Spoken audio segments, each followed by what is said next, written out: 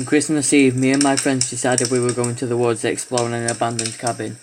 Whilst my family were watching Christmas movies, I decided to bring a flashlight and 2 kitchen knives just for protection, in case anything were to happen. We went at about 7 since it was quite dark because of it being December.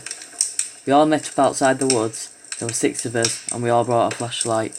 We entered the woods and headed for the cabin. The cabin was a bit further into the woods, but not too far to get lost. As we were walking, I swear I could hear twigs snapping behind us. That jerked it off to being me hearing things. As we got closer, though, I heard it more and more, but I'd always turn to see nothing behind us, until I looked deeper this time, saw a person hiding behind a tree, in a crouched position, with what looked like a red coat. I pretended I didn't see anything, and kept walking.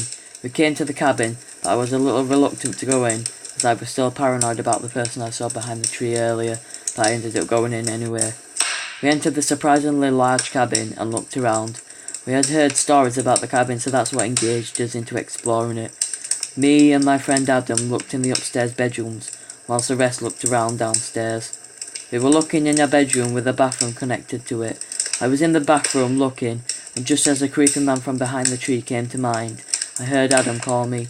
He was at the closet, showing me that there was writing on the wall, but it was different in a different language, like some sort of satanic ritual type thing. We then heard the bathroom door creak open. We both turned and shined our lights at it, but nothing. Adam was eager to have a look inside, and since I didn't want to be left alone, I came with him. We looked around and saw nothing, but I completely shit myself when I heard a whisper behind me. I knew we were the only ones up here, so I tried to tell Adam that he wanted to keep looking, but I managed to convince him to come out. But on our way out, I heard the whisper again. I could see in Adam's face that he heard it too. With one swift motion, we turned to shine our lights to the bathroom, and we saw a man dressed as Santa, in a red suit, hat and beard, looking at us.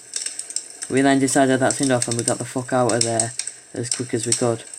We heard him coming after us, so we ran faster, but we couldn't find anyone, and even worse, we couldn't remember our way back. So here we were, in the middle of the woods, at an abandoned cabin, with a crazed Santa running after us. Thankfully, whilst we were running, we found the rest of them. But then about another 4 or 5 Santas jumped out, and one of them actually tried grabbing me, but Adam managed to smack him in the face with a rock. I then got one of the knives and aimed it at them. I panicked and threw it at them. We then sprinted until we came out of the woods. We all then ran back to my friend Douglas's house and talked it all through. We all settled not to tell anyone, in case of us getting in trouble. 3 days later, I found out by a neighbour that a man murdered his wife and daughter in that cabin 2 years ago on Christmas Eve, and nobody knew if he still lived there or not.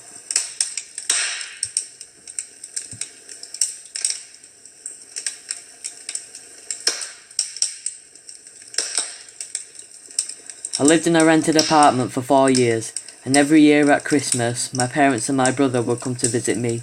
It was a pain in the arse since my mother would talk non-stop and forget things half the time. But me and my brother still had good laughs, along with my father and my brother's 17-year-old son. But with all that out of the way, I skipped to the part where the nightmare came. It was December 22nd, and me and my brother were at a bar in town when we decided we've had enough and went home. We got home to find nobody there. I then got a text from my parents saying they'd gone out. I went upstairs and found my brother's 1-year-old daughter asleep with a baby monitor. I went in my room and watched a Christmas movie marathon on TV. My brother came and told me he was going out with his wife, so I had to watch his daughter, which I was fine with. I was watching The Grinch when I heard a weird noise coming from the baby monitor. It was like a noise of a distorted voice. I ran to her room and saw nothing. I listened and heard nothing. I decided to put a camera on and placed my tablet on my bedside drawers. About an hour later, I heard something again.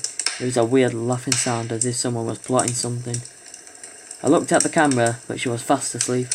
I looked deeper into the camera and briefly saw a dark figure standing in the corner of the room. The figure then sprinted to the camera and looked at it, or more like at me. I was frozen in fear. I literally couldn't move, and then the camera went off, and the most memory-haunting scream filled my ears as the camera came to the figure, picking her up and heading for the window. I managed to get the courage to full-on sprint to the room and punch the 30-something-year-old man in the face. I managed to knock him unconscious, grab her and call the police. They came and took the man away in the car whilst I wait for my brother to get home. He came and I apologised so many times, but he wasn't mad. He thanked me for saving her. I now make sure to have cameras all around the apartment in case of this happening again. I could just imagine what would have happened if I hadn't have got there.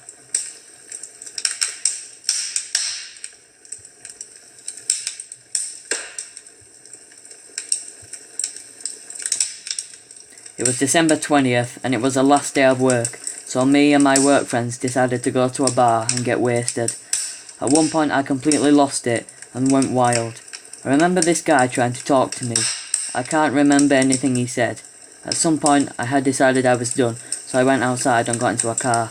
Because I was drunk I didn't realise what I got into wasn't a taxi, but I still got in anyway. The driver was trying to talk to me, and at one point I swear he tried touching my leg, which made me uncomfortable. He laughed and said I was wasted and needed sobering up, so he gave me some water and what I thought was ice, but it wasn't. About 10 minutes after I drank it, I passed out. I woke up to still be in the same car, with that creepy man still next to me. I then realised I wasn't familiar with the road we were going on, but my vision went blurry, I felt sick, and I passed out again. I then woke to myself tied to a chair in tape from my wrists to my ankles. I was really worried now. I was sober now, so I tried screaming, but the man covered my mouth with his hand. But I managed to bite his hand and somehow had the strength to pull my hand free. I found a nearby knife, so I grabbed it and cut my legs and arms free. The man came up to me. I got the upper hand and stabbed by stabbing him in the leg, bringing him to the floor before I ran and saw his face, and he was the same guy from the bar. I ran to the house next door and pounded on the door until the man and his wife answered. I then saw the man trying to escape, but the husband ran out and tackled him to the floor and the wife called the police. They arrived, and I told them how I had been drugged and kidnapped by this man. It was enough for them to arrest the man. I'm just glad those were very kind neighbours, because God knows what would have happened if they didn't answer.